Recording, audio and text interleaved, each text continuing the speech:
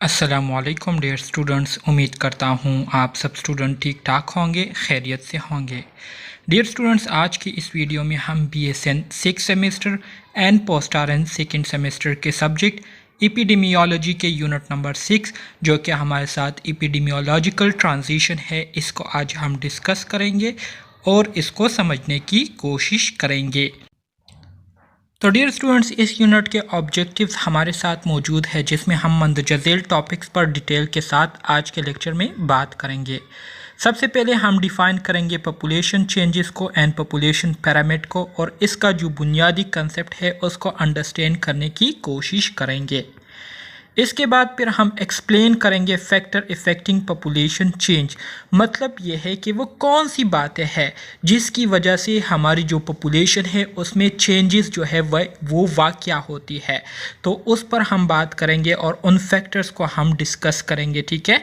इसी तरह से इसके अलावा हम डिस्कशन करेंगे changes in life expectancy and changes in age and sex distribution, ठीक है।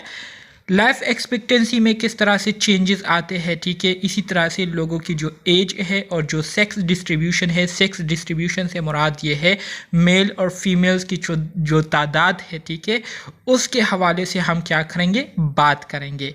इसी तरह से discuss changes in a major causes of death, changes in age और सेक्स डिस्ट्रीब्यूशन, ठीक है। तो ये वो तमाम ऑब्जेक्टिव है जो कि हम आज के लेक्चर में इसको डिटेल के साथ डिस्कस करने वाले हैं और इसको अंडरस्टैंड करेंगे। अभी से मैं आपको बताता चलूँ कि एग्ज़ामिनेशन पॉइंट ऑफ व्यू से ये यूनिट जो है बहुत ज़्यादा इम्पोर्टेंट है। इससे जो MCQs आएंगे तो वो कंसेप्चुअल MCQs आएंगे। सो बहुत ज़्यादा ज़रूरी है आप तमाम स्टूडेंट्स के लिए कि आप इस लेक्चर के ज़रिए अपने कंसेप्ट को मुकम्मल तौर पर जो है क्लियर करें, ठीक है, ताकि आपको हर तरह का MCQs जो है वो आता हो और कोई भी मसला जो है आपको इस यूनिट में ना हो। सबसे पहले हम बात करेंगे डेमोग्राफी की। डेमोग्राफी किसे कहते हैं, व्हाट इज़ डेमोग्राफी। डेमोग्राफी अगर हम देखें तो ये हमारे साथ दो वर्ड से मिलकर एक वर्ड जो है बना हुआ है।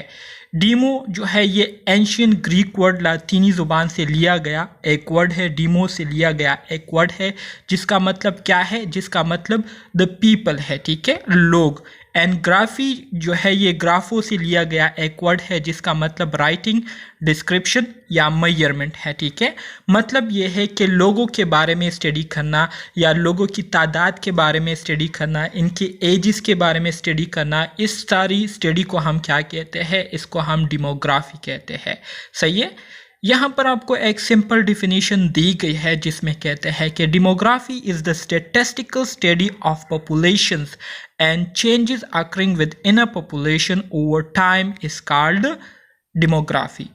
डेमोग्राफी जो है डियर स्टूडेंट्स, ये हमारे साथ एक ऐसी स्टैटिस्टिकल स्टडी है जिसमें हम क्या करते हैं, जिसमें हम पॉपुलेशन के बारे में स्टडी करते हैं। पॉपुलेशन की जो आदाद वो शुमार होते हैं उसके बारे में हम स्टडी करते हैं। सिंपल अल्फाज में डेमोग्राफी से मुराद ये है हमारे जो कंट्री में जो मर्दमशुमारी होती है, ठीक है, हर 5 साल बाद या 10 साल बाद, ठीक है, तो उसको हम क्या कहते हैं, उसको हम डेमोग्राफी कहते हैं, ठीक है। मर्दमशुमारी करने का जो बुनियादी मकसद होता है वो यही होता है कि हमारी जो ओवरऑल मतलब कंट्री है इसमें लोगों की तादाद जो है वो कितनी है, पहले कितनी थी अब कितनी हो गई है, ठीक है। इसमें फीमेल्स की तादाद कितनी है, मेल्स की तादाद कितनी है, बच्चों की तादाद कितनी है, इसी तरह से बॉयज़ की तादाद कितनी है, गर्ल्स की तादाद कितनी है, ठीक है। इन सारी चीज़ों को जानने के लिए हम क्या करते हैं, मर्दमशुमारी करते हैं, ठीक है। तो इस पूरी जो स्टडी होती है, ये जो स्टेटिस्टिकल स्टडी होती है, ठीक है, जिसमें हम पॉपुलेशन के बारे में, आबादी के बारे में क्या करते हैं, मुतालिया करते हैं, तो इसको हम क्या कहते हैं, डेमोग्राफी कहते हैं। और जैसे कि मैंने अभी आपको कहा कि हमारी जो पॉपुलेशन है, हमारी जो आबादी है, ये टाइम के साथ साथ इसमें जो है चेंजेस वाक़या होती रहती है, चेंजेस इसमें रोनुमा होती रहती है। सो इन चेंजेस को जानने के लिए ये जो वक्तन फ़वक्तन टाइम के साथ साथ जो तब्दीलियाँ आती है आबादियों में, तो इसको जानने के लिए हम क्या करते हैं, इसको जानने के लिए हम डेमोग्राफी परफॉर्म करते हैं, ठीक है। यहाँ पर अब आ जाते हैं पॉपुलेशन के बारे में। पॉपुलेशन तो आप सबको पता है, पॉपुलेशन की लफ्ज़ी मानी क्या है? पॉपुलेशन की लफ्ज़ी मानी आबादी को कहते हैं। आबादी से क्या मुराद है? किसी ख़ास जगह पर लोगों का एक मजमुआ रह रहा हो तो उसको हम क्या कहते हैं? उसको हम पॉपुलेशन कहते हैं। ठीक है, सिंपल डिफिनीशन है, आपको दिया गया है। कहते हैं कि group of individuals of same species living in the same geographic area at the same time is called population. वही डिफिनीशन है जो कि मैंने आपको कही कि लोगों का एक मजमुआ जो कि एक ही टाइम पर एक ख़ास एरिया में क्या करते हो, वो रह रहे हो, वहाँ पर ज़िंदगी गुजार रहे हो। ठीक है, तो इसको हम क्या कहते हैं? इसको हम पॉपुलेशन कहते हैं। ठीक है, A population is often defined by demographers according to the specific needs of research and researchers. ठीक है, इसी तरह से जो डिमोग्राफर है वो अपने नज़रिए से पॉपुलेशन को क्या करते हैं? उसको डिफ़ाइन करते हैं, पॉपुलेशन की तारीफ़ करते हैं।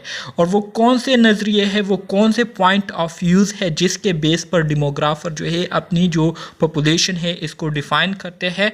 तो वो तीन फैक्टर हमारे साथ मंदरजा झेल है। The three processes are relevant to demography. ठीक है, अब डिमोग्राफर जब डिमोग्राफी करते हैं, डिमोग्राफी में मतलब पॉपुलेशन को स्टडी करते हैं, तो इस स्टडी के दौरान वो तीन चीज़ों को ज़्यादा इम्पोर्टेंस देते हैं। और वो तीन चीज़ें कौन कौन सी है? वो तीन चीज़ों में पहला हमारे साथ जो फैक्टर आता है वो है फर्टिलिटी। फर्टिलिटी किसे कहते हैं ये मैं आपको आगे स्लाइड में इंशाल्लाह बताऊंगा। दूसरी जो चीज़ है हमारे साथ वो क्या है? मोर्टेलिटी है। मोर्टेलिटी से क्या मुराद है ये भी आगे आने वाला है, आपको इंशाल्लाह बताऊंगा। इसी तरह से जो तीसरा फैक्टर आता है वो है माइग्रेशन। तो ये तीन चीज़ें इंपॉर्टेंट फैक्टर्स है जो कि डिमोग्राफर जब भी डिमोग्राफी करते हैं तो इसको क्या करते हैं? इसको मद्देनज़र रखते हैं, इसको अपनी फोकस में रखते हुए क्या करते हैं? पॉपुलेशन को स्टडी करते हैं। Population basic concept. There are only two ways to enter a population, by birth and by immigration. कहते हैं कि किसी भी आबादी का हिस्सा बनने के लिए आपके पास सिर्फ दो तरीके होते हैं। एक तरीका तो सिंपल तरीका है कि आपके जो आबा व अजदाद है वो वहाँ पर रह रहे हो, तो वहाँ पर अगर आपकी पैदाइश हो जाती है तो ऑटोमेटिकली आप जो है उस आबादी से जो है आपका एक ताल्लुक़ जो है वो बन जाता है, एक कनेक्शन जो है आपका उस आबादी से बन जाता है। और दूसरा जो तरीका है वो यही है कि आप दूसरी जगह से उस ख़ास आबादी की तरफ क्या करते हैं? हिजरत करते हैं और वहाँ पर जो है आप रहना शुरू कर देते हैं। तो इसको हम क्या कहते हैं? इसको हम इन माइग्रेशन कहते हैं। तो इसी तरह से दो तरीक़ों के ज़रिए आप किसी भी पॉपुलेशन का हिस्सा जो है वो बन सकते हैं। बिल्कुल इसी तरह से दो ही ऐसे तरीके हैं जिसके ज़रिए आप उस पॉपुलेशन से अपना जो ताल्लुक़ है उसको मुनक़ता कर सकते हैं, उसको ख़त्म कर सकते हैं। एक जो तरीका है वो नेचुरल है और वो ये है कि अगर आपकी उस कम्युनिटी में उस पॉपुलेशन में डेथ हो जाए तो डेथ होने के बाद आपका पूरा जो कनेक्शन होता है पूरी दुनिया से वो क्या हो जाती है? कट हो जाती है। तो ऑटोमेटिकली आप उस पॉपुलेशन का हिस्सा भी फिर नहीं रहते।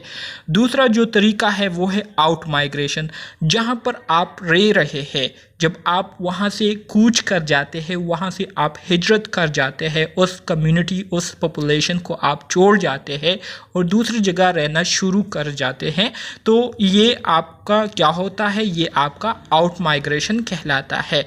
और इसी तरह से आप फिर उस पॉपुलेशन का हिस्सा नहीं रहते। तो ये वो दो तरीके हैं जिसके ज़रिए आप किसी भी पॉपुलेशन से अपना जो ताल्लुक़ है उसको ख़त्म कर सकते हैं। अब आ जाते हैं पॉपुलेशन डेंसिटी की तरफ। What is population density? Density किसे कहते हैं? मास पर यूनिट वॉल्यूम।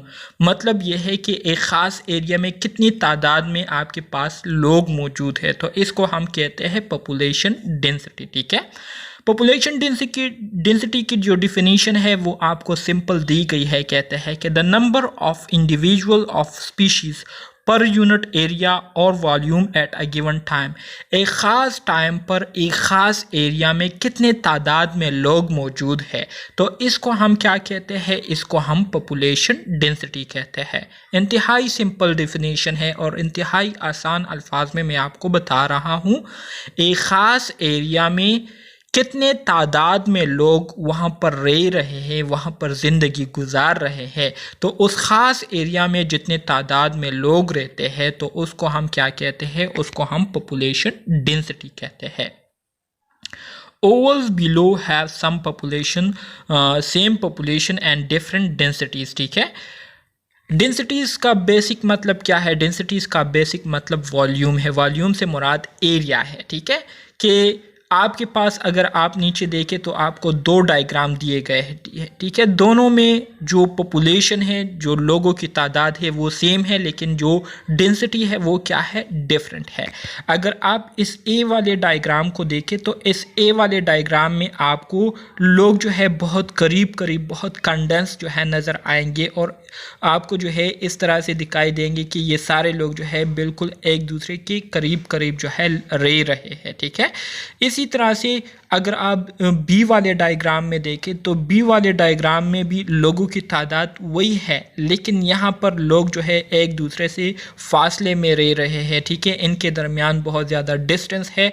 यहाँ पर असल डिफरेंस आपको कहाँ पर नज़र आ रही है? असल डिफरेंस जो है यहाँ पर वॉल्यूम की बात हो रही है, ठीक है। यहाँ पर जो है एरिया की बात हो रही है।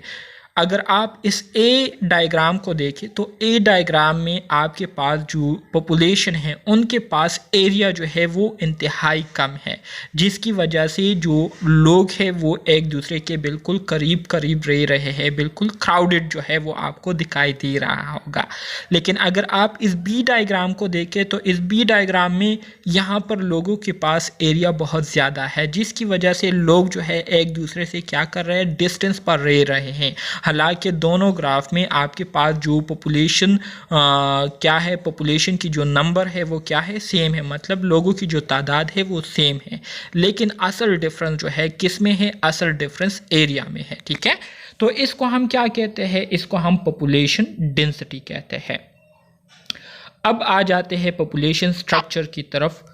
What is population structure? Population structure से मुराद ये है कि जो पॉपुलेशन बनती है ना, तो पॉपुलेशन बनने की कुछ पार्ट्स होते हैं जिससे पूरा पॉपुलेशन जो है बनता है, उसका स्ट्रक्चर होता है, ठीक है। स्ट्रक्चर से मुराद ढांचा, ठीक है। So the rates of natural increase, birth, deaths, infants mortality and life expectancies all affect the population structure of a country।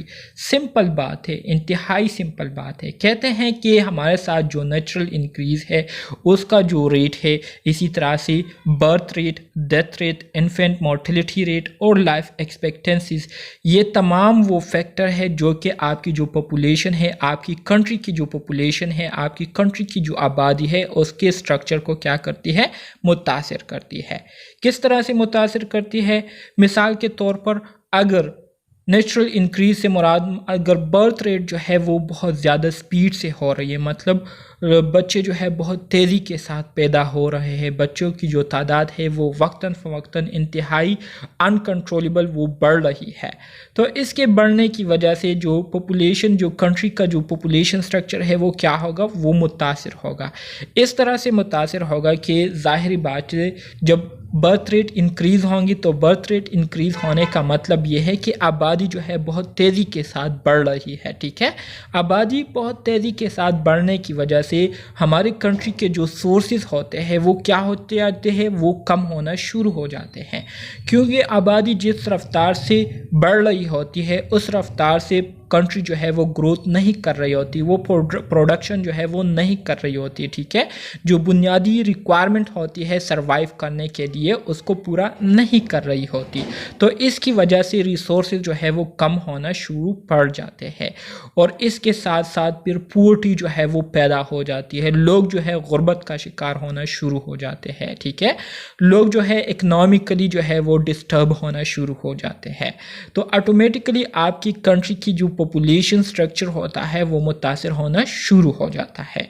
इसी तरह से अगर डेथ रेट जो है वो क्या हो जाए, इंक्रीज हो जाए और बर्थ रेट डिक्रीज हो जाए, तो डेथ रेट के इंक्रीज होने की वजह से आपकी कंट्री की जो पॉपुलेशन होती है वो बुरी तरह से मुतासिर हो जाती है। किस तरह से मुतासिर हो जाती है? इस तरह से मुतासिर हो जाती है कि कंट्री में फिर लोगों की जो तादाद है वो कम होना शुरू हो जाती है। ठीक है, जब लोगों की तादाद कम होना शुरू हो जाती है तो कंट्री की ज़रूरियात ज़्यादा होती है, जबकि उन ज़रूरियात को पूरा करने के लिए जो स्टाफ हमें चाहिए होता है, जो लोग हमें चाहिए होते हैं, ठीक है, उनकी तादाद कम हो जाती है, जिसकी वजह से हमारे कंट्री का जो इकनॉमिकल साइट होता है, ठीक है, वो क्या हो जाता है, वो बुरी तरह से मुतासर हो जाता है और इस तरह से जो आबादी है वो ख़त्म होने के करीब हो जाती है। तो ऑटोमेटिकली हमारी कंट्री की जो पॉपुलेशन स्ट्रक्चर है वो क्या हो जाती है, बुरी तरह से मुतासर हो जाती है। इन्फेंट मोर्टलिटी रेट से मुराद ये है कि बच्चे पैदा होते हैं और उनकी जो है डेवलपमेंट ग्रोथ नहीं हो रही होती है और टाइम से पहले उनकी क्या हो जाती है, डेथ हो जाती है due to insufficient health care system. ठीक है, इनसफिशेंट हेल्थ केयर सिस्टम की वजह से बच्चे पैदा होते हैं और उनकी डेथ जो है वो हो रही होती है। तो मतलब ये है कि आबादी जो है वो नहीं बढ़ पा रही होती, आबादी जो है वो आगे नहीं बढ़ पा रही होती। तो इस वजह से भी पॉपुलेशन स्ट्रक्चर जो है वो क्या हो जाता है, बुरी तरह से मुतासिर हो रहा होता है। The population structure of a country can be shown by a population और एज सेक्स पैरामीटर। ठीक है, किसी भी पॉपुलेशन, किसी भी कंट्री का जो पॉपुलेशन स्ट्रक्चर है उसको हम पॉपुलेशन पैरामीटर या एज सेक्स पैरामीटर के ज़रिए उसको हम क्या करते हैं, रिप्रेजेंट करते हैं। अब अगर हम मज़ीद आगे बढ़े पॉपुलेशन स्ट्रक्चर के तरफ, तो the total population divided into 5 years age, जो टोटल पॉपुलेशन होती है किसी भी कंट्री की, तो उसको हम क्या करते हैं, उसको हम 5 ईयर एज पर क्या करते हैं, डिवाइड करते हैं। ठीक है, इसी तरह से 5 ईयर एज ग्रुप पर उसको डिवाइड करते हैं। इसी तरह से the percentage of population in each those age group, इसी तरह से हर एज ग्रुप में हमारे साथ जितने भी लोग होते हैं तो उनको हम परसेंटेज के फॉर्म में क्या करते हैं, रिप्रेजेंट करते हैं। इसी तरह से the percentage of males and females in each age group, और हर ग्रुप में हमारे साथ मेल्स जो है वो कितने परसेंटेज में है, कितने एज की मेल्स हमारे साथ मौजूद है और कितने एज के हमारे साथ फीमेल्स मौजूद है, तो इसको हम क्या करते हैं, पॉपुलेशन पिरामिड में देखते हैं। Population pyramids are useful because they show, population pyramid जो है ये हमारे लिए बहुत ज़्यादा यूज़फुल होते हैं, बहुत ज़्यादा फ़ायदेमंद होते हैं, क्योंकि इसके ज़रिए हमें किन किन चीज़ों के बारे में पता चलती है, ट्रेंड्स इन बर्थ रेट, इसके ज़रिए हमें बर्थ रेट के बारे में पता चलती है कि जो बर्थ रेट है वो नॉर्मल है या नॉर्मल से ज़्यादा है। ठीक है, इसी तरह से डेथ रेट के बारे में हमें पता चलता है, इन्फेंट मोर्टेलिटी रेट के बारे में हमें पॉपुलेशन पिरामिड से पता चलता है, और इसके साथ साथ लाइफ एक्सपेक्टेंसी के बारे में हमें पता चलता है कि लोगों की जो मैक्सिमम एज है वो कितनी है, कितनी एज की उम्र में जो है लोग जो है वो कितनी एज की उम्र तक जो है वो पहुँचते हैं। ठीक है, उनका जो मैक्सिमम लाइफ है वो कितनी है। ठीक है, These trends can help a country to plan its future services, और इसी तरह से इन ही फैक्टर्स के ज़रिए फिर मुख्तलिफ कंट्रीज़ क्या करती है, अपने आने वाले दिनों के लिए जो है वो क्या करते हैं, प्लानिंग करते हैं कि अगर किसी पॉपुलेशन की जो आबादी है वो तेज़ी के साथ बढ़ रही है तो कंट्री क्या करती है, इन्हीं लोगों के लिए फ्यूचर सर्विसेज जो है वो प्रोवाइड करने के लिए प्लानिंग करते हैं, जैसे कि इनके लिए ज़्यादा से ज़्यादा घर बनाते हैं। अगर लाइफ एक्सपेक्टेंसी ज़्यादा है तो लाइफ एक्सपेक्टेंसी ज़्यादा से मुराद ये है कि जो बड़े उम्र के लोग हैं उनकी तादाद ज़्यादा होंगी, तो इसके लिए वो क्या करते हैं, जो फॉरेन कंट्रीज़ है, ठीक है, वो क्या करते हैं, ओल्ड हाउसेस का ओल्ड हाउसेस जो है बनाते हैं जहाँ पर फिर उनको रखा जाए।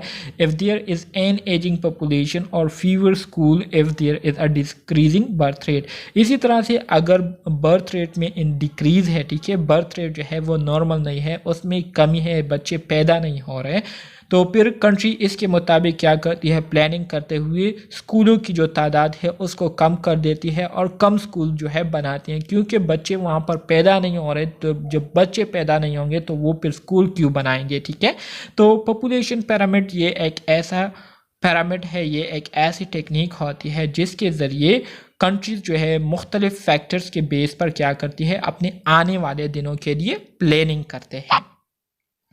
The proportion of the population who are economically active and the proportion who are dependent upon them, ठीक है। इसी तरह से इसी पॉपुलेशन पिरामिड के ज़रिए हम डिपेंडेंसी रेशो को भी क्या करते हैं, मेजर करते हैं। मतलब उन लोगों की तादाद को जानने की कोशिश करते हैं जो कि बेरोज़गार होते हैं और वो लोग जो कि रोज़गार करते हैं, जो कि अर्निंग करते हैं। तो इन सब चीज़ों को भी हम क्या करते हैं, पॉपुलेशन पिरामिड के ज़रिए ही आइडेंटिफाई करते हैं। Population pyramid early expanding. अब एमसीक्यूज़ पॉइंट ऑफ व्यू से ये बहुत ज़्यादा इम्पोर्टेंट कॉन्सेप्ट है, इसको आप लोगों ने समझना है। किसी भी पिरामिड्स को अगर आप देखें तो किसी भी पिरामिड के जो है आपके पास मंदरजा झील पार्ट होते हैं। सबसे पहला पार्ट जो आपके पास होता है वो किसी भी पिरामिड का जो नीचे वाला बेस होता है, ये वाला एरिया होता है। ये नीचे वाला जो बेस एरिया है, ठीक है, आपको जो नज़र आ रहा है जिसे मैं लाइन कर रहा हूँ, ठीक है। तो ये बेस जो है किस चीज़ को रिप्रेजेंट करता है, ये बेस किसी भी पॉपुलेशन की जो बर्थ रेट है उसको रिप्रेजेंट करता है। अगर ये बेस जो है अगर ये इस तरह से फैला हुआ हो, जितना ज़्यादा फैलेगा उतना ही जो है इसका मतलब ये होगा कि इस कंट्री में जो बर्थ रेट है वो बहुत ज़्यादा है, बहुत ज़्यादा हाई है, ठीक है।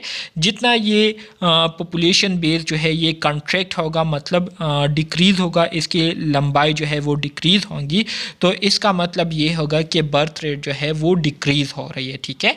इसी तरह से आपके पास जो दूसरी इम्पोर्टेंट चीज़ है वो है इस पिरामिड का जो टॉप वाला पोर्शन है, ये वाला, ठीक है। तो ये टॉप वाला पोर्शन जितना नैरो होगा इसका मतलब ये है कि लाइफ एक्सपेक्टेंसी जो है शॉर्ट है। इसी तरह से जो टॉप पॉइंट है इस पिरामिड का जितना ये एक्सपेंड होगा, फैलेगा, तो इसका मतलब ये है कि उतना ही जो लाइफ एक्सपेक्टेंसी रेट है वो क्या होगी, वो बढ़ेगी, और जो बुज़ुर्ग लोगों की तादाद है उसमें क्या होगा, इजाफा होगा। ज़्यादा तादाद में फिर बूढ़े लोग जो हैं वो वहाँ पर पाएंगे, ठीक है। तो ये दो इम्पोर्टेंट चीज़ें आप लोगों को याद रखनी है, ठीक है। सो पिरामिड अर्ली एक्सपेंडिंग का जो पिरामिड है वो आपको क्या क्या इंफॉर्मेशन देती है। अर्ली एक्सपेंडिंग में आपके पास दो तरह की इंफॉर्मेशन मौजूद होती है। पहले वाला जो आपके पास नीचे जो बेस नज़र आ रहा है, इसका मतलब ये है कि इस कंट्री में जो बर्थ रेट है ये बहुत ज़्यादा है, ठीक है।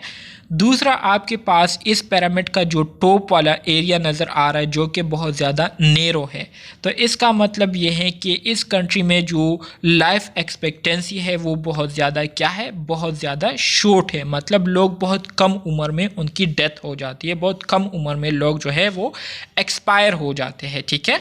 इसी तरह से few countries today fall in this category. बहुत सारे आजकल के ज़माने में कुछ ममालिक ऐसे हैं जो कि इस पिरामिड को क्या कर रही है, फॉलो कर रही है, जैसे कि ऑस्ट्रेलिया हो गई, जैसे कि कनाडा हो गया, ठीक है। इसी तरह से दूसरी कौन सी कंट्री है, अमेरिका में भी बहुत ज़्यादा लोगों की जो है वो डेथ हो रही है। तो कनाडा वाले तो आजकल खैर इस पॉपुलेशन को पूरा करने के लिए वो क्या कर रहे हैं, फॉरेन कंट्री मतलब जो दूसरे ममालिक हैं उनको वीज़े दे रही है। उनके लिए वीज़ों में उन्होंने बहुत ज़्यादा आसानी कर दी है कि फैमिलीज़ जो है हमारी कंट्रीज़ आ जाए और यहाँ पर रहना शुरू कर दे, ताकि हमारा जो पॉपुलेशन है ये क्या हो जाए, दोबारा से स्टेबल हो जाए और दोबारा से हमारी जो कंट्री है वो क्या हो जाए, आगे बढ़ना शुरू करें। तो इन ममालिक में जो आबादी है वो क्या हो रही है, वो दिन ब दिन कट रही है, दिन ब दिन इसमें डिक्रीज़ आ रही है, ठीक है। तो अर्ली एक्सपेंडिंग में आपको दो चीज़ें जो है देखने को मिलती है, एक वाइड बेस जिसका मतलब ये है कि बर्थ रेट बहुत ज़्यादा होती है, और दूसरा नैरो टॉप जिसका मतलब ये है कि यहाँ पर जो लाइफ एक्सपेक्टेंसी है वो शॉर्ट है, लोग बहुत कम एज में वो क्या हो जाते हैं, उनकी डेथ हो जाती है। दूसरा जो पिरामिड है आपके पास ये क्या है, एक्सपेंडिंग पिरामिड है। एक्सपेंडिंग पिरामिड में अगर आप यहाँ पर देखें तो यहाँ पर आपके पास जो बेस है वो उसी तरह से एक्सपेंड है, जिसका मतलब ये है कि यहाँ पर जो बर्थ रेट है वो हाई है। लेकिन अगर आप यहाँ पर अब इस टिप को देखें, इस पिरामिड के टिप को, तो पिछले ग्राफ के बनिस्बत ये अब थोड़ा सा पेल चुका है। तो इसका मतलब ये है कि यहाँ पर जो लाइफ एक्सपेक्टेंसी है उसमें थोड़ी सी बेहतरी आ गई है। क्यों आ गई है? क्योंकि मेडल जो है ये एक्सपेंड हुआ है, मेडल ये वाला जो पोर्शन है ये भी एक्सपेंड हुआ है। तो इसका मतलब ये है कि जो मेडिकल केयर है, जितने भी हेल्थ केयर सिस्टम है उसमें बेहतरी आई है, लोगों की जो डाइट है उसमें बेहतरी आई है, जिसकी वजह से जो लाइफ एक्सपेक्टेंसी है वो भी पहले से थोड़ी सी क्या हुई है, इम्प्रूव हुई है। इसके बाद हमारे साथ जो तीसरा पिरामिड है इसको स्टेबल पिरामिड कहते हैं। स्टेबल पिरामिड इसको क्यों कहते हैं? क्योंकि अगर आप नीचे बेस को देखें और ऊपर आप देखें, ठीक है, तो दोनों आपको थोड़ा इसमें आपको सिमिलरिटी जो है वो नज़र आ रही होगी, जिसका मतलब ये है कि यहाँ पर अब जो बर्थ रेट है, ठीक है, मतलब जो बेस है वो थोड़ा सा क्या हुआ है, कंट्रैक्ट हुआ है, थोड़ा सा सिकुड़ गया है। सिकुड़ जाने का मतलब ये है कि अब इस कंडीशन में जो बर्थ रेट है उसमें कमी वाक़या हो चुकी है, ठीक है। बर्थ रेट में कमी इस वजह से वाक़या हो चुकी है कि लोग जो है फैमिली के बारे में, लोगों को जो है एजुकेशन मिली है, लोगों को जो है फैमिली प्लानिंग के बारे में जो है एजुकेट किया गया है, उनको जो है फैमिली प्लानिंग के बारे में बताया गया है, जिसकी वजह से लोगों ने फैमिली प्लानिंग शुरू की है। और इस वजह से लोग जो है बच्चों की जो पैदाइश है उसमें आप क्या करते हैं, सोच समझ कर क्या करते हैं, डिसीजन लेना लोगों ने शुरू किया, जिसकी वजह से जो बर्थ रेट है उसमें क्या आई है, उसमें कमी वाक़या हो चुकी है। इसी तरह से जो लाइफ एक्सपेक्टेंसी है जो ऊपर टॉप है ये क्या हुआ है, ये एक्सपैंड हुआ है, जिसका मतलब ये है कि लाइफ एक्सपेक्टेंसी में इंक्रीज़ आ गई है। इंक्रीज़ मतलब इंक्रीज़ होने का मतलब ये है कि अमवात की जो शरह है, ठीक है, उसमें कमी आई है। कमी इस वजह से आई है कि मेडिकल एडवांसमेंट आई है, हेल्थ केयर सिस्टम में इम्प्रूवमेंट आ गई, जिसकी वजह से मुख्तलिफ़ किस्म की बीमारियों का इलाज जो है वो अवेलेबल हो गया। तो लोग बीमारियों की वजह से नहीं मरते, जिसकी वजह से उनकी जो लाइफ एक्सपेक्टेंसी है वो बढ़ गई है।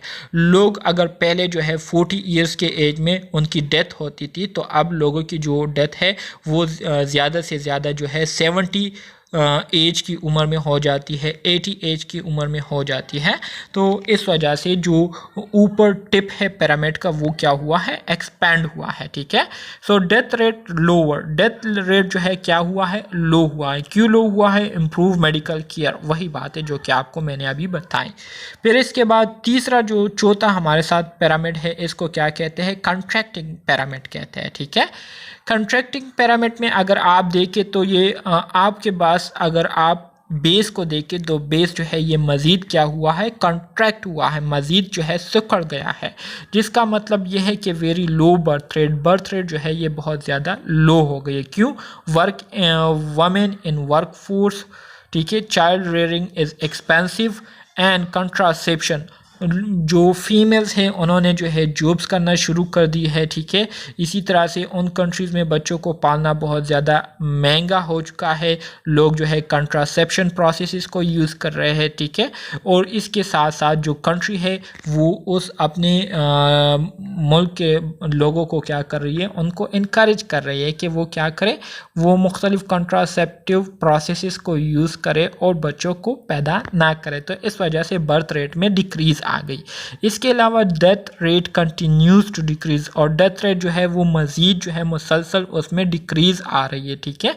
क्यों? क्योंकि लाइफ एक्सपेक्टेंसी में इंक्रीज़ आ रही है, हेल्थ केयर सिस्टम जो है वो इम्प्रूव हो रहा है, तो इस वजह से मुसलसल लोगों की जो डेथ रेट है उसमें डिक्रीज़ आ रही है। Demographic transition model, Demographic transition model describe a sequence of changes in the relationship between birth and death rate, ठीक है। Demographic transition model ये एक ऐसा ट्रांजिशन मॉडल है, ठीक है, जो कि हमें क्या करती है, जो कि हमें इंफॉर्मेशन प्रोवाइड करती है, ठीक है। इंफॉर्मेशन प्रोवाइड करती है किस चीज़ के बारे में, बर्थ और डेथ रेट में जो चेंजेस आ रही है, सीक्वेंस के साथ इन दोनों में जो चेंजेस आ रही है, तो इन चेंजेस के बारे में हमें क्या करती है, हमें इंफॉर्मेशन प्रोवाइड करती है। ठीक है, तो डेमोग्राफिक ट्रांजिशन मॉडल ये एक ऐसा मॉडल है जिसके बेस पर बर्थ और डेथ रेट के दरमियान जो रिलेशनशिप है, इसमें जो चेंजेस आ रही है सीक्वेंस के साथ, तो उसके बारे में हमें इंफॉर्मेशन प्रोवाइड करती है। It suggests that the population growth rate for all countries can be divided into 4 stages. Demographic transition model हमें ये बताती है कि जितने भी ममालिक है, जितने भी कंट्रीज़ है, तो इनका जो पॉपुलेशन ग्रोथ रेट है, इसको जो है हम 4 स्टेजेस पर डिवाइड कर सकते हैं। मतलब यह है कि कोई भी कंट्री जो है वो इन 4 स्टेजेस से क्या करती है, गुजरती है या गुजर चुकी है। ठीक है, अब वो 4 स्टेजेस कौन कौन से हैं? All countries pass through a 4 or 5 stages to a state of maturity.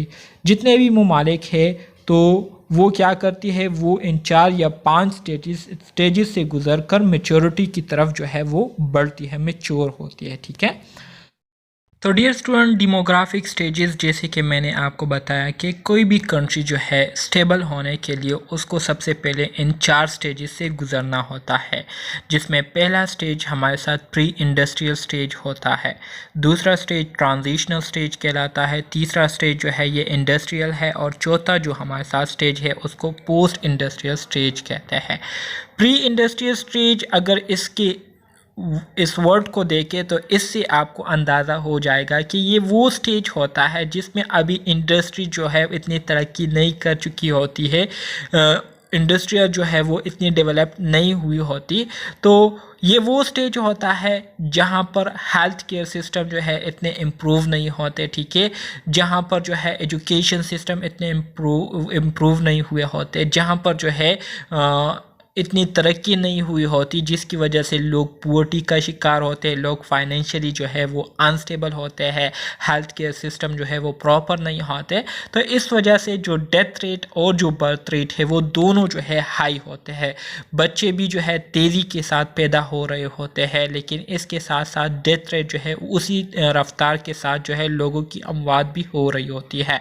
So population जो है वो ग्रो नहीं कर पा रही होती। ठीक है, इसी तरह से फिर हमारे साथ जो दूसरा स्टेज आता है जिसको हम ट्रांजिशनल स्टेज कहते हैं। ट्रांजिशन किसे कहते हैं? ट्रांजिशन से मुराद वो प्रोसेस जिसमें हम एक कंडीशन से दूसरी कंडीशन में मुंतकिल होते हैं। सो ये वो स्टेज होता है जिसमें हमारी जो कंट्री होती है उसमें जो है आहिस्ता आहिस्ता इम्प्रूवमेंट आना शुरू हो जाती है। जो इंडस्ट्री होती है वो तरक्की की तरफ जो है वो जाना शुरू हो जाती है, तरक्की की राह पर जो है वो गामजन हो जाती है। इसके साथ साथ जो फाइनेंशियल प्रॉब्लम होते हैं वो उसमें कमी आना शुरू हो जाती है, हेल्थ केयर सिस्टम जो है उसमें बेहतरी आना शुरू हो जाती है। ठीक है, तो इस वजह से जो बर्थ रेट है वो उसी तरह से ग्रो कर रहा होता है, बर्थ रेट जो है वो इंक्रीज़ हो रहा होता है वक्तन फ़वक्तन, लेकिन जो डेथ रेट है उसमें कमी आना शुरू हो जाती है। क्यों आना शुरू हो जाती है? क्योंकि हेल्थ केयर सर्विसेज उसमें बेहतरी आ जाती है। ठीक है, जिसकी वजह से मुख्तलिफ़ किस्म की बीमारियाँ जो है उसके लिए ट्रीटमेंट जो है वो अवेलेबल हो जाती है, तो लोगों की जो अमवात की शरह है उसमें कमी आ जाती है। ठीक है, तो इस वजह से डेथ रेट जो है ये डिक्रीज़ होना शुरू हो जाता है। फिर इसके बाद हमारे साथ तीसरा जो स्टेज आता है वो इंडस्ट्रियल स्टेज है। इंडस्ट्रियल स्टेज ये वो स्टेज होता है जिसमें इंडस्ट्री जो है वो तरक्की कर चुकी होती है। ठीक है, और इसके साथ साथ जो हेल्थ केयर सर्विसेज है वो भी मुकम्मल तौर पर एडवांस हो चुके होते हैं, जिसकी वजह से जो हेल्थ से रिलेटेड जितने भी प्रॉब्लम होते हैं वो मुसलसल डिक्रीज़ हो रहे होते हैं, वो मुसलसल उसमें कमी आ रही होती है। लेकिन जो बर्थ रेट है उसमें जो है अब थोड़ी सी जो है डिक्रीज़ आना शुरू हो जाती है, क्योंकि इस स्टेज में लोगों को जो है एजुकेशन मिल जाती है, हेल्थ के बारे में लोगों को एजुकेट किया जाता है, लोगों को ट्रेनिंग मिलती है। ठीक है, इसी तरह से फैमिली प्लानिंग के बारे में लोगों को आगाह किया जाता है। तो इस वजह से लोग जो है फैमिली प्लानिंग करना शुरू कर जाते हैं, जिसकी वजह से जो बर्थ रेट है उसमें आहिस्ता आहिस्ता डिक्रीज़ आना शुरू हो जाती है। फिर इसके बाद हमारे साथ जो लास्ट स्टेज आता है जिसको हम पोस्ट इंडस्ट्रियल स्टेज कहते हैं, तो ये वो स्टेज है जिसमें जो डेथ रेट है वो मुसलसल डिक्रीज़ हो चुका होता है, लेकिन इस स्टेज में जो है जो बर्थ रेट है उसमें भी डिक्रीज़ आना शुरू हो जाती है और बर्थ रेट जो है ये आहिस्ता आहिस्ता डिक्रीज़ होना शुरू हो जाती है। तो ये वो 4 स्टेजेस है जिससे हर कंट्री जो है वो क्या होती है, गुजरती है और उसके बाद ही वो कंट्री जो है तरक्की के राह पर गामजन होती है। जैसे कि आप देख सकते हैं स्टार्ट में जो बर्थ रेट है वो भी बहुत ज़्यादा हाई था और डेथ रेट जो था वो भी बहुत ज़्यादा हाई था। फिर दूसरे स्टेज में डेथ रेट जो है वो डिक्रीज़ होना शुरू हो जाता है, लेकिन बर्थ रेट जो है ये उसी तरह से हाई रहता है। फिर तीसरे स्टेज में जो डेथ रेट है वो मज़ीद डिक्रीज़ होना शुरू हो जाता है, लेकिन जो बर्थ रेट है उसमें भी आहिस्ता आहिस्ता डिक्रीज़ होना शुरू हो जाती है। ठीक है, इसके साथ साथ फोर्थ स्टेज में हमारे साथ जो बर्थ रेट है वो भी डिक्रीज़ होना शुरू हो जाती है और डेथ रेट जो है वो भी डिक्रीज होना शुरू हो जाती है। तो टोटल पॉपुलेशन जो है वो फिर ग्रो नहीं कर पा रही होती। ठीक है, तो इस तरह से आपने इन सारी चीज़ों को अंडरस्टैंड करना है। डेमोग्राफिक ट्रांजिशन मॉडल में स्टेज 1 है। ठीक है, जैसे कि ऑलरेडी मैंने आपको बताया स्टेज 1 में जो बर्थ रेट है वो भी हाई होता है, डेथ रेट वो भी हाई होता है, जिसकी वजह से ग्रोथ जो है वो नहीं हो पा रही होती। सो बहुत कम ग्रोथ जो है वो हो रही होती है। ठीक है, इन्फेंट मोर्टेलिटी रेट बहुत ज़्यादा हाई होती है, मतलब बच्चे पैदा होते ही उनकी डेथ हो जाती है। लाइफ एक्सपेक्टेंसी बहुत ज़्यादा लो होती है क्योंकि जो डेथ रेट है वो बहुत ज़्यादा हाई होती है, जिसका मतलब ये है कि लोग जो है बहुत कम उम्र में उनकी डेथ हो जाती है, जिसकी वजह से लोगों का जो एवरेज एज है वो इंतहाई कम रहता है। ठीक है, ज़्यादा से ज़्यादा लोग 30 एज तक जो है जी लेते हैं या 40 एज तक जो है वो जी लेते हैं। ठीक है, so common a few 100 years ago and in developing countries today। सो इस तरह की जो कंडीशन है ये कुछ 100 साल पहले जो है इस तरह की कंडीशन हुआ करती थी, लेकिन आजकल के ज़माने में भी कुछ जो डेवलपिंग कंट्रीज़ है, ठीक है, वहाँ पर इस तरह के हालात जो है वो देखने को आपको मिलेंगे। फिर इसके बाद दूसरा स्टेज हमारे साथ आता है जिसमें जो दूसरा स्टेज हमारे साथ कौन सा है, ट्रांजिशन स्टेज है। उसमें बर्थ रेट जो है उसी तरह से हाई होती है, लेकिन जो डेथ रेट है इसमें डिक्रीज़ आ जाती है। सो इसकी वजह से पॉपुलेशन जो है वो एक्सप्लोड कर जाती है, एकदम से बढ़ना शुरू हो जाती है। ठीक है, अब ये डेथ रेट में क्यों डिक्रीज़ आती है, क्योंकि जो मेडिकल और साइंटिफिक प्रोसेसेस है उसमें एडवांसमेंट आ जाती है। ठीक है, वैक्सीन्स आ जाती है मुख्तलिफ बीमारियों के लिए। ठीक है, पानी पीने का जो पानी है वो साफ़ अवेलेबल हो जाती है, सीवेज सिस्टम जो है वो इम्प्रूव हो जाते हैं, तो इसकी वजह से डेथ रेट में कमी आना शुरू हो जाती है, लेकिन बर्थ रेट जो है उसी तरह से हाई होता है, जिसकी वजह से पॉपुलेशन जो है वो एक्सप्लोजन कर जाती है, मतलब एकदम से आबादी जो है वो बढ़ना शुरू हो जाती है।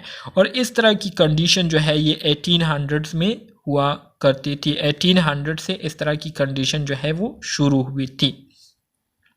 फिर हमारे साथ जो तीसरा स्टेज आता है, ठीक है, उसको हम इंडस्ट्रियल स्टेज कहते हैं, जहाँ पर बर्थ रेट जो है वो भी इंतहाई कम हो जाता है। बर्थ रेट नहीं, डेथ रेट जो है वो इंतहाई कम हो जाता है, जबकि बर्थ रेट जो है उसमें भी कमी आना शुरू हो जाती है। क्यों? क्योंकि सोशल प्रोग्राम शुरू हो जाते हैं, इंडस्ट्रियलाइजेशन, अर्बनाइजेशन स्टार्ट हो जाती है, जिसकी वजह से लोग छोटे छोटे फैमिलीज़ को पसंद करना शुरू कर देते हैं। Voluntary decision to reduce family size aided by improve contraception program जो है लोगों को मुतारिफ किए जाते हैं, मुख्तलिफ़ किस्म के जो कॉन्डम वगैरह है, ठीक है, उनकी जो है एडवर्टाइजमेंट शुरू हो जाती है, लोगों को फैमिली प्लानिंग के बारे में बताना शुरू किया जाता है। तो इस वजह से लोग जो है फिर छोटे छोटी फैमिलीज़ जो है वो बनाने की तरफ राग़िब हो जाते हैं। सो related improve standard of living, इसकी वजह से लोगों के जो रहने का स्टैंडर्ड है उसमें इम्प्रूवमेंट आ जाती है, और इसके साथ साथ जो नेचुरल इंक्रीज़ रेट है उसमें कमी वाक़या हो जाती है। बर्थ रेट भी डिक्रीज़ होना शुरू हो जाता है और डेथ रेट जो है वो ऑलरेडी डिक्रीज़ होना शुरू हो चुका होता है।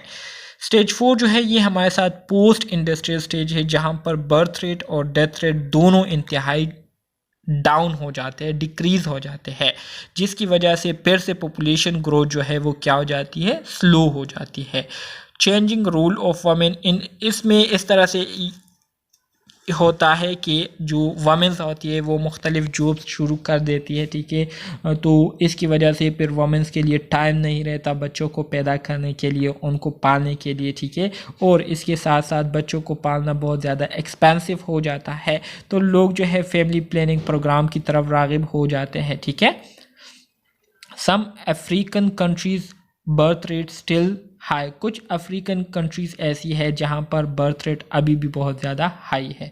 सब सहारान अफ्रीका हो गया, ठीक है। यहाँ पर HIV की वजह से जो डेथ रेट है वो भी बहुत ज़्यादा हाई है। डेमोग्राफिक ट्रांजिशन मॉडल में हमारे साथ जो 5th स्टेज है, यहाँ पर बर्थ रेट जो है वो इंतहाई कम हो जाता है, डेथ रेट से भी कम हो जाता है। सो फ्यूचर में क्या होता है, however some European nation and Japanese starting to enter this stage, जैसे कि मैंने आपको स्टार्ट में ही बताया था कि कनाडा हो गया, ठीक है, इसी तरह से जापान हो गया, इसी तरह से इटली हो गई, इसी तरह से मतलब वो तमाम ममालिक जहाँ पर शादी का कंसेप्ट जो है वो नहीं है, ठीक है। तो वहाँ पर अब ये हालात आ गए हैं कि वहाँ की जो आबादी है वो दिन ब दिन जो है घट रही है, वहाँ के जो ममालिक है, ठीक है, वो कोलैप्स होना शुरू हो चुके हैं। किस वजह से, आबादी के ना होने की वजह से, ठीक है। जब आबादी नहीं होंगी तो सिस्टम जो है वो नहीं चलेगा, जब सिस्टम नहीं चलेगा तो कंट्री जो है आपकी बगैर किसी जंग की जो है वो क्या हो जाएगी, ख़त्म हो जाएगी। डेमोग्राफिक इंडिकेटर्स, अब हम बात करेंगे डेमोग्राफिक इंडिकेटर्स के बारे में। Because demography is interested in changes in human population, demographer focus on specific indicator of change, ठीक है। क्योंकि डेमोग्राफी में हम पॉपुलेशन में जो चेंजेस आ रहे होते हैं उन चेंजेस के बारे में हम क्या करते हैं, स्टडी करते हैं। तो इस वजह से डेमोग्राफर जो कि डेमोग्राफी को स्टडी करते हैं वो जो है 3 बुनियादी चीज़ें या मंदरजा झेल बुनियादी फैक्टर जो है उसको क्या करते हैं, स्टडी करते हैं, उस पर फोकस करते हैं जब भी वो डेमोग्राफी स्टडी करते हैं। So 2 of the most important indicators are, so अब इन इंडिकेटर में 2 ऐसे इंडिकेटर्स है जो कि बहुत ज़्यादा इम्पोर्टेंट है, और उसमें एक हमारे साथ बर्थ है और दूसरा हमारे साथ डेथ रेट्स कहलाता है, which are also refer as fertility and mortality, ठीक है, जिसको हम बर्थ रेट को हम फर्टिलिटी भी कह सकते हैं और डेथ रेट को हम मोर्टिलिटी भी कह सकते हैं। इसके साथ साथ जो हमारे साथ दूसरे इंडिकेटर्स है उसमें हमारे साथ डेमोग्राफर जो है वो क्या करते हैं, माइग्रेशन को भी काउंट करते हैं, ट्रेंड्स और the movement of people from one location to another, ठीक है। Replacement level fertility, replacement level fertility simple अल्फाज में इसका मतलब ये है कि एक औरत को जो है कितने बच्चे जो है वो हर हाल में पैदा करने होंगे। हुकूमत जो है उन पर चार्जेस लगाते हैं, उन पर फ़ाइन लगाते हैं अगर वो उस तादाद को पूरा ना करे, ठीक है। तो इसको कहते हैं replacement level fertility. It refers to the number of children that a woman must have in order to replace the existing population, ठीक है। रिप्लेसमेंट लेवल फर्टिलिटी से मुराद ये है कि ये हमारे साथ वो तादाद होती है, ठीक है, बच्चों की जो कि हर एक औरत ने जो है उस तादाद को पूरा करना होता है, ठीक है। मिसाल के तौर पर अगर चाइना की जो रिप्लेसमेंट लेवल फर्टिलिटी है तो स्टार्ट में चाइना जो थी उन्होंने ये क्लेम किया था, उन्होंने ये रूल्स बनाए थे कि हर एक फैमिली जो है एक बच्चा पैदा करेगा, एक से ज़्यादा अगर पैदा किया तो उन पर हम फ़ाइन लगाएंगे। अब इन्होंने जो है एक के बजाय 2 कर लिए हैं, क्योंकि अब चाइना में जो है बच्चे इतने कम हो चुके हैं, मतलब वहाँ पर जो आबादी है तो वहाँ पर जो है लड़कियों की कमी जो है वाक़या हो चुकी है या लड़कों की कमी जो है वाक़या हो चुकी है, तो अब वो जोड़ी नहीं बन रही, ठीक है। तो इस वजह से चाइना ने अपनी पॉलिसी को चेंज करके एक के बजाय 2 बच्चे पैदा करने की जो पॉलिसी है उसको इख्तियार कर ली है। तो इसको क्या कहते हैं, इसको रिप्लेसमेंट लेवल फर्टिलिटी कहते हैं, ठीक है। और ये लोग तब करते हैं जब किसी कंट्री की जो पॉपुलेशन है वो इंतहाई ज़्यादा हो चुकी हो, तो उस पॉपुलेशन पर काबू पाने के लिए इस तरह के पॉलिसीज़ जो है बनाए जाते हैं, या किसी कंट्री की जो पॉपुलेशन है वो डाउन हो रही होती है, डिक्रीज़ हो रही होती है, कम हो रही होती है, तो फिर इस तरह की जो पॉलिसीज़ है वो मुतारिफ की जाती है ताकि जो कमी है उसको पूरा किया जा सके।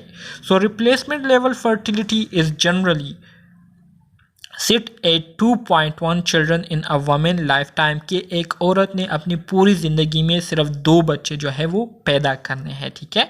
The reason the number is set to 2.1 children per women is because the 2 children are needed to replace the parents and an additional 1/10 of a child is needed to make up for the mortality of children and women who do not reach the end of their reproductive years, ठीक है। अब जो replacement level fertility 2 point रखी हुई है हर औरत के sir पर, तो ये इस वजह से रखी हुई है कि 2 बच्चे इसलिए ज़रूरी हैं क्योंकि ज़रूरी नहीं है कि दोनों बच्चे जो है वो मुकम्मल लाइफ साइकिल को पूरा करें। बाज़ कंडीशन ऐसे होते हैं जिसमें जो 2 बच्चे होते हैं उनमें एक की जो है डेथ हो जाती है, तो इस वजह से एक फिर भी रह जाता है जो कि फैमिली की जो कमी है उसको पूरा करती है, फैमिली की जगह जो है वो ले लेती है। लेकिन अगर 2 के बजाय 1 होता तो फिर अगर उस एक की डेथ होती तो फिर इसका मतलब ये होता कि वो फैमिली जो है वो बस ख़त्म ही हो जाती, एक बार में ही उनकी जो है वो ख़ात्मा हो जाता, ठीक है। लेकिन अब 2 हो चुके हैं तो 2 में से जो है 100% चांसेस ऐसे होते हैं कि एक जो है वो सरवाइव कर ले, और मतलब 100 में से 10% चांसेस ऐसे होते हैं कि उस 2 बंदों में एक बंदा जो है उनकी डेथ हो जाए, ठीक है। तो फिर जो बंदा सरवाइव कर रहा होता है तो वो फिर अपनी फैमिली की जगह ले लेता है और इस तरह से अपनी जनरेशन को वो कंटिन्यू रखता है। Total fertility rate. What is total fertility rate? The total fertility rate of a population is the average number of children that would be born to a woman over her lifetime is called total fertility rate. Total fertility rate से मुराद ये है कि एक women अपनी पूरी ज़िंदगी में कितने बच्चे जो है वो क्या करती है, कितनी तादाद में बच्चे पैदा करती है, तो इसको हम कहते हैं total fertility rate. Women over हर लाइफ टाइम मतलब एक औरत अपनी पूरी ज़िंदगी में कितने बच्चे जो है उसको पैदा कर सकती है, एवरेज कितनी तादाद में बच्चे पैदा कर सकती है, तो इसको कहते हैं total fertility rate. If she were to experience the exact current age specific fertility rate through her life time, ठीक है, कहते हैं कि उनकी जो फर्टिलिटी रेट वो पूरी लाइफ टाइम सेम रहे तो इस पूरे लाइफ टाइम के दौरान वो कितनी तादाद में बच्चे पैदा कर सकती है, ठीक है, तो इसको हम टोटल फर्टिलिटी रेट कहेंगे। She were to survive from birth through the end of her reproduction life it is obtain by summing the single years age specific rates at a given time, ठीक है। अब आ जाते हैं mortality की तरफ। Mortality से मुराद अमवात को कहते हैं, ठीक है। Mortality refers to the finite nature of humanity, people die. Mortality in demography is interested in the number of death in a given time or place or the proportion of death in a relation to a population is called mortality। मतलब एक population में लोगों की जो death हो रही होती है तो उसको हम क्या कहते हैं, मोर्टेलिटी कहते हैं। इसी तरह से हमारे पास क्रूड डेथ रेट आता है। क्रूड डेथ रेट किसे कहते हैं, the annual number of death पर 1000 पीपल, मतलब हर साल 1000 लोगों में कितनी लोगों की डेथ होती है तो इसको हम कहते हैं क्रूड डेथ रेट। मतलब एक साल में 1000 लोगों में कितने लोग जो है उनकी डेथ होती है तो इसको कहते हैं crude death rate. Infant mortality rate किसे कहते हैं, the annual number of death of children less than 1 year old पर 1000 लाइव बर्थ।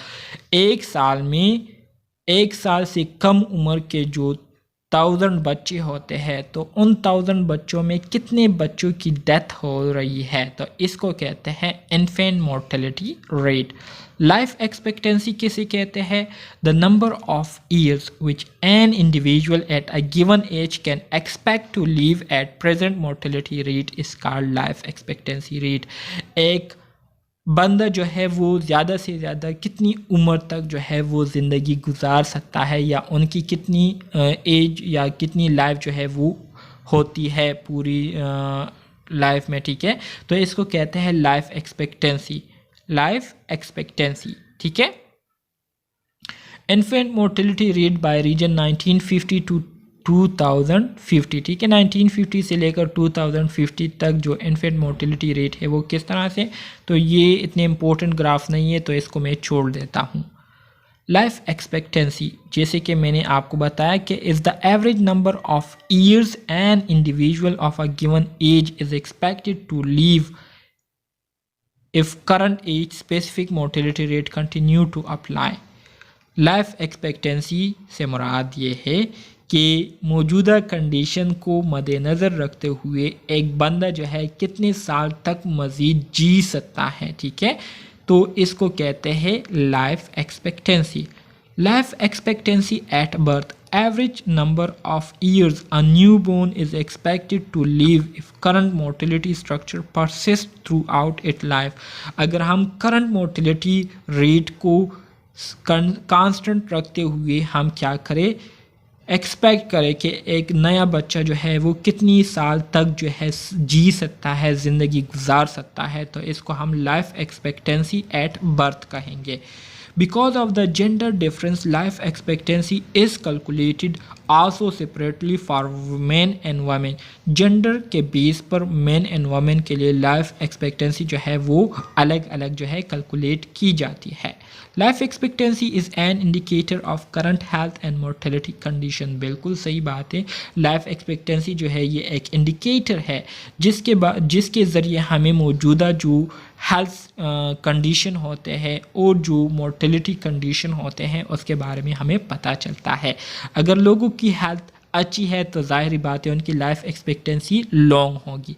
अगर लोग जो है मुख्तलिफ़ किस्म की बीमारियों का शिकार है तो ज़ाहिर बात है उनकी लाइफ एक्सपेक्टेंसी शॉर्ट होंगी, जिसका मतलब ये है कि लोगों की जो डेथ है वो बहुत ज़्यादा हो रही है, बहुत कम एज में लोग जो है वो मर रहे हैं। पॉपुलेशन चेंज, पॉपुलेशन चेंज किसे कहते हैं? The difference between the size of the population at the end and the beginning of a period is called population change. Population change से मुराद ये है, मिसाल के तौर पर 2023 जो है ये क्या है, 2023 जो है ये हमारे साथ एक टाइम पीरियड है, 2023 से लेकर 2024 तक, ठीक है। सो the difference between the size of the population at the end and the beginning of a period, मतलब ये है कि 2023 और 2024, सो 2024 और 2023 मतलब 2023 के एंड पर हम क्या करते हैं, हमारे साथ जो पॉपुलेशन होती है उसको हम क्या करते हैं, उठा लेते हैं। और इसी तरह से चलिए मैं आपको मज़ीद सिंपल कर लेता हूँ। मिसाल के तौर पर 2023 से लेकर 2024 तक ये हमारे साथ एक पीरियड है, ठीक है। स्टडी स्टार्ट करने से पहले 2023 में हम क्या करते हैं, पूरी पॉपुलेशन को हमने काउंट कर ली है, ठीक है। हमारे साथ मिसाल के तौर पर पूरी पॉपुलेशन जो थी वो क्या थी, 5000 थी, 5000, ठीक है। अब 2024 जो है ये होने वाला है, 2023 जो है ये ख़त्म होने वाला है, ठीक है। तो 2023 के एंड पर हम दोबारा से काउंटिंग करते हैं और हमारे पास जो पॉपुलेशन है अब वो कितनी हो गई है, अब वो 6000 हो गई है, 6000, ठीक है। 5000 से बढ़कर 6000 हो गई है। सो अब हम क्या करेंगे, अब 6000 मतलब पॉपुलेशन के स्टार्ट में और पॉपुलेशन के एंड में, तो इस टाइम पीरियड के दौरान जो चेंजेस आई हुई होती है तो उसको जब हम मेजर करते हैं उसको हम क्या कहते हैं, उसको हम पॉपुलेशन चेंज कहते हैं, ठीक है। The difference between the size of population at the end of the beginning and the beginning of a period के स्टार्ट से लेकर और पीरियड के एंड के दरमियान में या इस दौरान जो चेंजेस वाक़या हो चुकी होती है उसको जब हम मेजर करते हैं उसको हम पॉपुलेशन चेंज कहते हैं। It is equal to the algebraic sum of natural increase and net migration, ठीक है। Natural increase and net migration इसके इक्वल होता है। सो आज के लिए इतना काफ़ी है। इंशाल्लाह नेक्स्ट लेक्चर में इसको मज़ीद डिटेल के साथ डिस्कस करेंगे। सो तब तक के लिए अल्लाह हाफिज़।